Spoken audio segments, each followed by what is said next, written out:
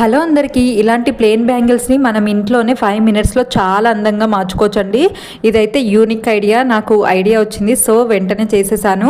ఇలా వీడియోలో చూస్తున్నట్టుగా ఫ్యాబ్రిక్ గ్లూ అయితే ఇలా తీసుకొని 2 బ్యాంగిల్స్ని తీసుకొని ఇలా జాయింట్ అయితే చేసేయాలి. మిడిల్లో గ్లూ పెట్టేసుకొని ఇప్పుడు ఒక 2 మినిట్స్ వదిలేస్తే అదైతే స్టిఫ్గా అయిపోతుంది. నెక్స్ట్ మిడిల్లో అయితే ఇలా స్టోన్ లేస్ ఉంటుంది కదా, సో దాన్ని అయితే ఇలా రౌండ్గా స్టిక్ చేసేసుకున్నాను గ్లూ పెట్టేసి. ఇప్పుడు సిల్క్ థ్రెడ్ ఉంటే గోల్డ్ కలర్ది అయితే చాలా బాగుంటుందని మనం ఏ కలర్ బ్యాంగిల్ తీసుకున్నా కూడా గోల్డ్ కలర్ థ్రెడ్ అయితే ఇలా చుట్టేసుకోవాలండి, చాలా బాగుంటుంది.